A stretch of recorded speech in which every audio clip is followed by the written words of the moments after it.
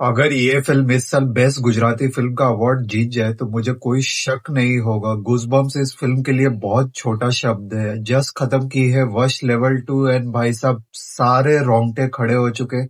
ये फिल्म कैसी थी, मुझे कैसी लगी, इस वीडियो में हम बात करते हैं। सबसे पहले तो डायरेक्टर कृष्णदेव याग्निक से मेरी शिकायत है। सर, हाथ जोड़ के ये क्या बनाया आपने?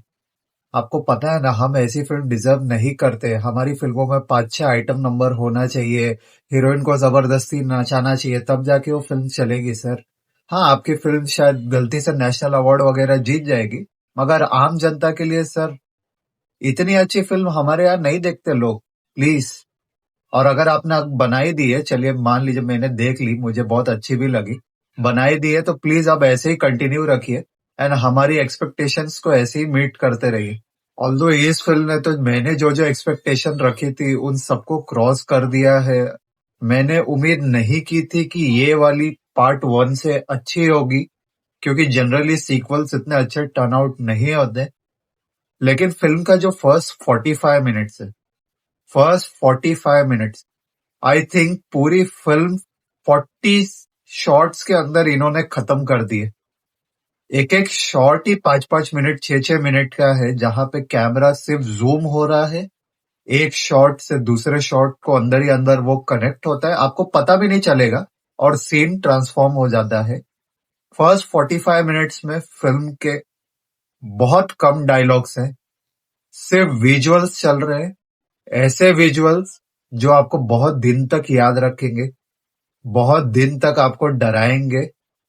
अगर आपको जेन्युइनली कोई फिल्म किसी को रिकमेंड करनी होगी कभी, अगर कोई बोल दे कि कोई थ्रिलर फिल्म आपको इंडिया से रिकमेंड करनी होगी, अंधाधुन, ब्रह्मयुगम, उसके बाद अब मैं इस फिल्म को भी उस लिस्ट में ऐड कर दूंगा। टू बी ऑनेस्ट, फिल्म की कहानी के बारे में शॉर्ट में बात करें तो ये कंटिन्यूएशन है वश पार्ट का। कास्ट भी सेम ही है एंड जब आपको एक्टर्स के नाम भी नहीं पता हो, फिर भी अगर आप फिल्म देखने के बाद गूगल करने जा रहे हो कि ये परफॉर्मेंस किस एक्टर ने की है, तो समझ लेना कि उनकी एक्टिंग स्किल्स किस लेवल पे है। एंड इस फिल्म के जो तीनों भी एक्टर्स हैं, या जो साइड एक्टर्स भी जितने भी उन्होंने यूज किए हैं, स्पीचलेस, कुछ बोल नहीं सकते। जानकी बोडीवाला को लोगों ने शैतान में देखा था, लेकिन जो बाकी दोनों एक्टर्स थे वो ओरिजिनल गुजराती फिल्म में ही थे एंड वो अभी दिखे हैं। एंड लाइक हितेन कुमार और हितू कनोडिया, दोनों की परफॉर्मेंस ऐसी है कि आप स्क्रीन से नजर ही नहीं हटा पाओगे दोनों के लिए। फिल्म का लेंथ टाइम 1 hour 40 minutes या 50 मिनट समथिंग कुछ है, अभी मुझे याद नहीं आ रहा है। लेकिन पहले 1 घंटे 20 मिनट जो इस फिल्म के हैं, फिल्म आपको हर जगह पे यही पूछती है कि मजाल है आपकी, क्या आप स्क्रीन से नजर हटा सकते हो? दम है तो हटा के दिखाओ। हम ऐसा सीन डालेंगे कि आप एक भी सीन मिस करो, आपको खुद ही पछतावा होगा कि आपने ये सीन मिस क्यों किया। जितने भी बच्चों ने इस फिल्म में काम किया है, भाई या तो उनको पेमेंट बहुत ज्यादा मिली है, इतनी जबरदस्त परफॉर्मेंस चाइल्ड एक्टर से ये पता चलता है कि रीजनल सिनेमा में जो टैलेंट है वो किस लेवल पे आ रहा है। एंड इसको तो मैं रीजनल सिनेमा भी नहीं बोलूंगा, क्योंकि मैं गया था इसको देखने के लिए हिंदी में, मगर भीड़ उतनी ही थी इसके लिए। जिसने प्रिंसिपल का कैरेक्टर प्ले किया है, वो लेडीज का नाम मुझे अभी याद नहीं आ रहा है, मोनल समथिंग कुछ था, मैंने पढ़ा था। या जिसने इंस्पेक्टर का रोल प्ले किया है इस फिल्म में, एक एक कैरेक्टर अब इस फिल्म का मुझे याद हो गया है। और एंड्रू सैमुअल का म्यूजिक एंड शिवम भट्ट की एडिटिंग हर समय हर एक सीन को इतना ज्यादा एलिवेट करती है कि नॉर्मल सीन भी आपको एक्स्ट्रा ऑर्डिनरी लगने लगता है। प्रोस इस फिल्म के कम नहीं है, अभी मैं तारीफ करने जाऊंगा तो वीडियो ही 1 घंटे की बन जाएगी। कॉन्स में मुझे सिर्फ ये ही एक लगा कि इस फिल्म की एंडिंग जो है वो थोड़ी सी रश थी, मतलब थोड़ी सी जल्दी हो गई, ऐसा मुझे लगता है।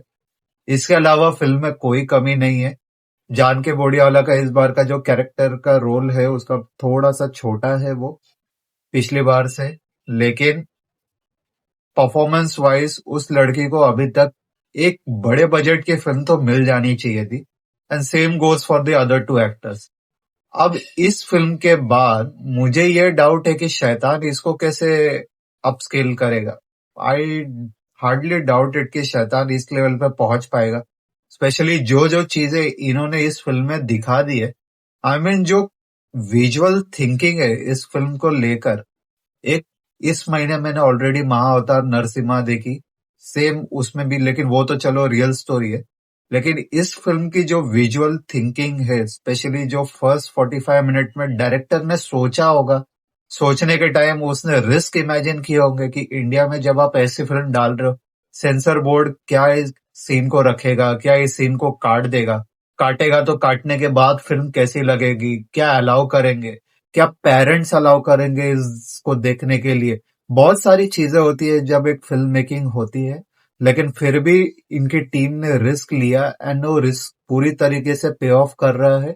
मुझे ऐसा लगता है कि इस फिल्म की इस बार की बॉक्स ऑफिस कलेक्शन भी जो है वो डबल डिजिट में जानी चाहिए, एंड वो जाएगी भी। एंड ये आई थिंक आने वाले समय में one of the films to remember में भी ये लिस्ट में आ जाएगी। इस गुजराती फिल्म को लंबे टाइम तक याद रखा जाएगा। मलयालम थ्रिलर्स जितने भी आजकल आ रहे एक के बाद एक, ये उसी लिस्ट में मैं भी इस फिल्म को इंक्लूड करूंगा, क्योंकि वो बहुत जबरदस्त थ्रिलर्स बनाते हैं एंड ये भी एक बहुत जबरदस्त थ्रिलर फिल्म है।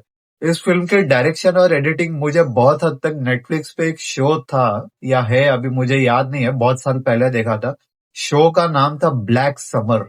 किसी ने अगर देखा होगा तो उस शो को एक बार जाके देखो, 2 सीजन है उसके। आपको इस फिल्म की एडिटिंग बहुत हद तक उस शो की याद दिलाएगी। फिल्म में जो सिंबलिज्म एंड थीम भी दिखाया कि वो वशीकरण करता है तो क्यों कर रहा था, उसका क्या मीनिंग था, वो कैसे इन बच्चियों को ही क्यों वशीकरण करके अपने जाल में फंसा रहा था।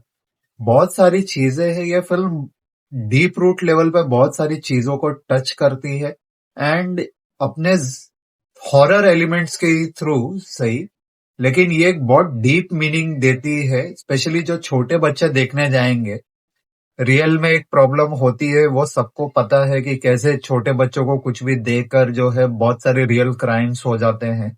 तो आई थिंक ये फिल्म जो देखेगा उसको तो नॉर्मल चीज भी किसी की दी हुई देख खाने से जो है डर लगेगा, एंड उस चीज को ये फिल्म बहुत अच्छे तरीके से टैकल करती है और दिखाती है डीप मीनिंग के थ्रू। फिल्म में फालतू का कोई गाना नहीं है, फिल्म मासेस के लिए नहीं है। सेकंड हाफ में फिल्म का जो क्लाइमेक्स है, पहले तो वो किसी किसी को शायद समझ में ना आए, या सेकंड हाफ आपको फिल्म का जो है थोड़ा सा कंफ्यूजिंग लगेगा या बोरिंग टाइप का लगेगा। लेकिन जब आप पूरी फिल्म देखोगे आपको समझ में आएगा कि वो भी बहुत जरूरी था इस फिल्म के लिए। एंड एंड में इन्होंने ऑब्वियसली कुछ तो छोड़ा है, तो आने वाले समय में हो सकता है कि हमें वश लेवल 3 भी देखना पड़ेगा। एंड शैतान का अगर सीक्वल आता है इस फिल्म के बाद स्पेशली, मैं भी एक्साइटेड हूँ देखने के लिए कि अब वो इसको कैसे मैच करेंगे। लाइक वश मैंने जब देखी थी, शैतान ने बनाया, वो उन्होंने अपना काम ठीक ठाक किया था, लेकिन जो वश लेवल 2 इन्होंने बनाई है, इसको टॉप करना थोड़ा सा मुश्किल काम होगा। तो ये भी देखने वाली बात होगी आने वाले समय में कि वो कैसे इस चीज को टॉप करेंगे। एंड आई थिंक इस फिल्म ने गुजराती इंडस्ट्री को भी अब रेवोल्यूशनाइज कर दिया है। आने वाले समय में इस डायरेक्टर को देख के या इस प्रोडक्शन टीम को देख के अब और अच्छे लेवल की फिल्में वहां से निकलेंगी। एंड मुझे ऐसा लगता है कि आने वाले समय में और अच्छी अच्छी थ्रिलर्स इस डायरेक्टर द्वारा या उनकी पूरी इंडस्ट्री द्वारा जो है हमको देखने को मिलेगी।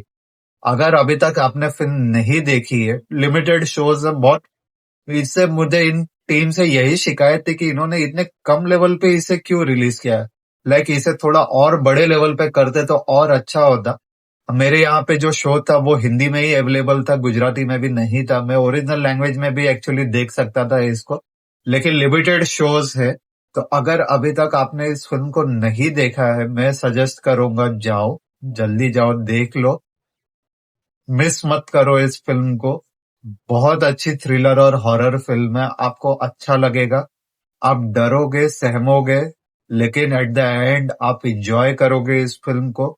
एंड आपको एक फीलिंग आएगी कि ये फिल्म हमें और जल्दी देखना चाहिए था। और अगर अभी तक आपने वश लेवल 1 नहीं देखा इसके पहले, तो पहले जाके वो देखो, वश देखो, फिर ये फिल्म देखना, क्योंकि कहानी जो है वो कंटिन्यूएशन में ही है। मैं मिलता हूँ आपसे अगले वीडियो में, तब तक के लिए एंजॉय करो। बाय।